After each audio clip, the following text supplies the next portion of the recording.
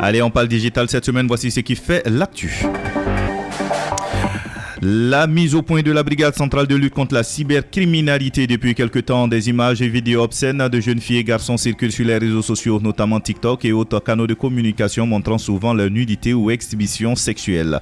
La BCLCC tient à rappeler aux internautes burkinabés que la publication de ce type de contenu porte atteinte à la vie privée, contraire aux bonnes mœurs et constitue un outrage public à la pudeur.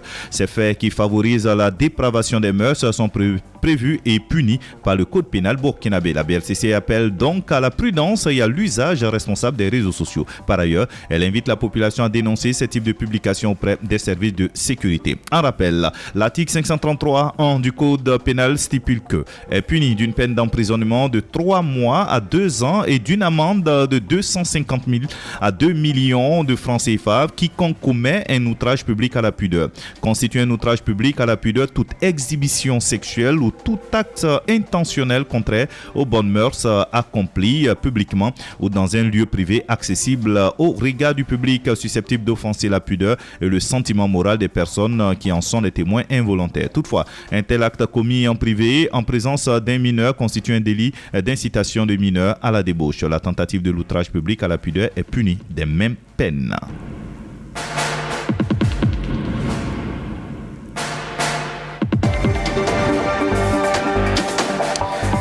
Et puis, une société chinoise vient de nommer une intelligence artificielle comme PDG. Grâce à ce robot virtuel, la firme cherche à améliorer la gestion de ses opérations. NetDragon Websoft, une entreprise chinoise spécialisée dans les jeux en ligne multijoueurs, vient de prendre une décision étonnante. La firme a nommé une intelligence artificielle baptisée Tangyu à la tête des opérations de sa filiale Fujian NetDragon Websoft.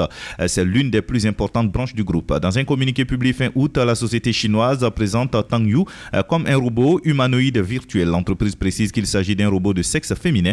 La dirigeante n'a aucune existence physique. Tangyu ne déambule pas dans les couloirs de NetDragon Websoft. Elle est uniquement accessible virtuellement par le biais d'un écran. Rien à voir avec le Cyber One de Xiaomi ou le robot Optimus de Tesla.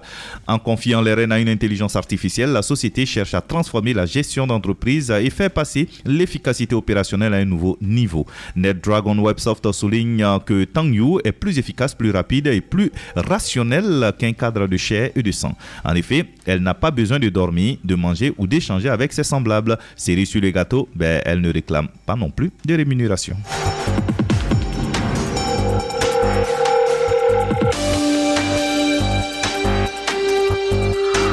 Toujours parlant de cette actu, l'entreprise estime que la nomination de Tangyu est une étape importante vers la mise en place d'une organisation métaverse. La firme explique en effet vouloir se baser sur le métaverse pour mettre au point une communauté de travail.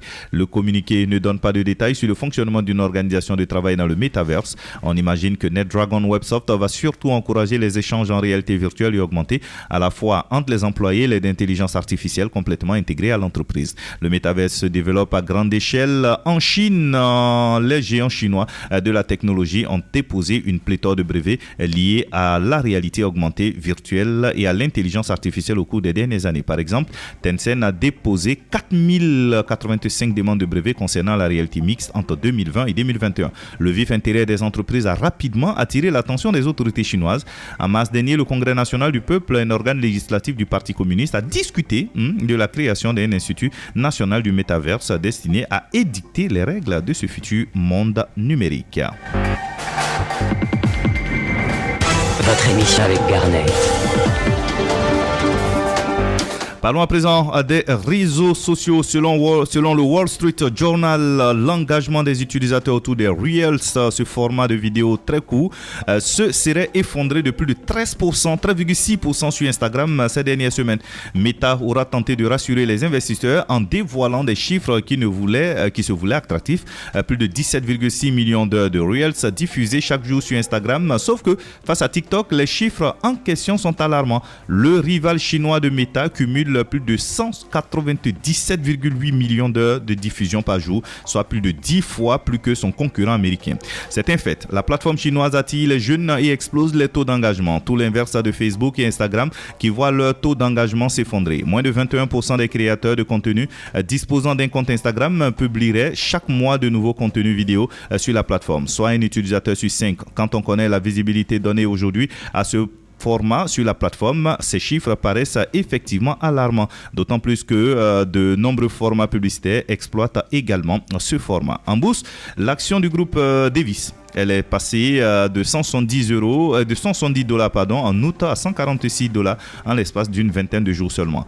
L'inflation record y est pour beaucoup, mais pas que, puisque depuis quelques mois, Meta cumule les mauvaises nouvelles. Instagram, qui était autrefois le porte-étendard de la marque, voit sa popularité baisser chez les jeunes. La chute du taux d'engagement est sans aucun doute l'information la plus préoccupante pour l'entreprise, qui se doit de montrer de beaux chiffres aux annonceurs pour maintenir le cap au niveau de ses recettes publicitaires.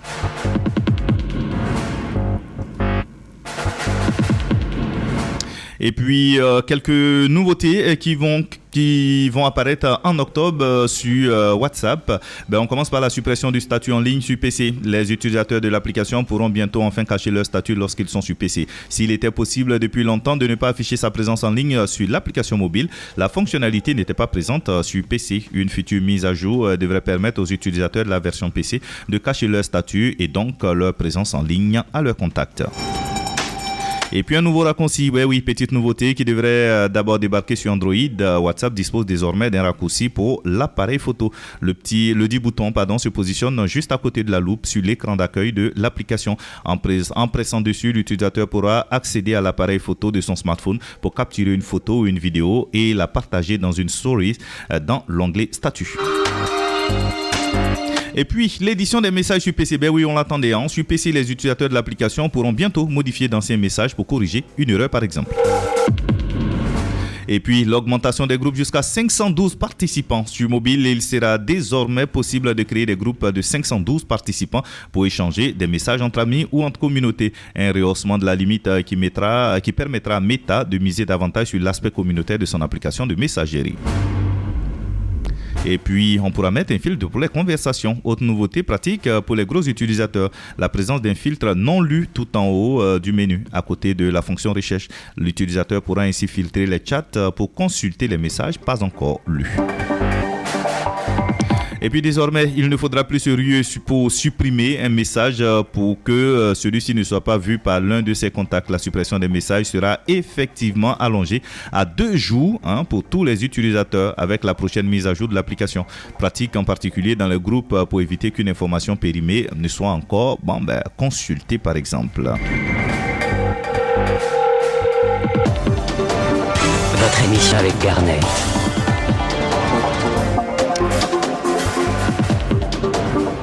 Et puis, cette info qui n'est pas passée inaperçue, tous les sites de Google, dont YouTube, Gmail et le Play Store, se sont retrouvés momentanément inaccessibles dans la journée du 21 septembre.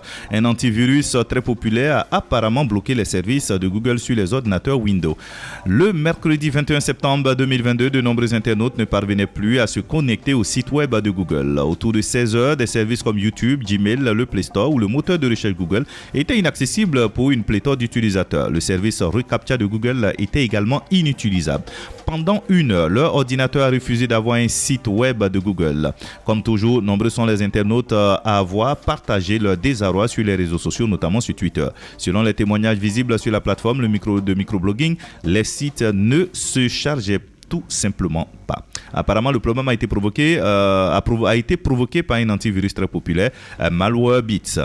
Sur son compte Twitter, l'antivirus a rapidement reconnu un problème temporaire avec le composant de filtrage web de notre produit qui peut bloquer certaines données. Malwarebits s'est engagé à déployer un correctif dans les plus brefs délais. En attendant, l'antivirus conseille à ses utilisateurs de désactiver temporairement la protection web. Contacté par nos confrères de Motherboard, Martin, PDG et cofondateur de Malwarebits, a précisé que seuls les utilisateurs d'un ordinateur Windows ont été touchés. Le responsable pointe du doigt un faux positif accidentel.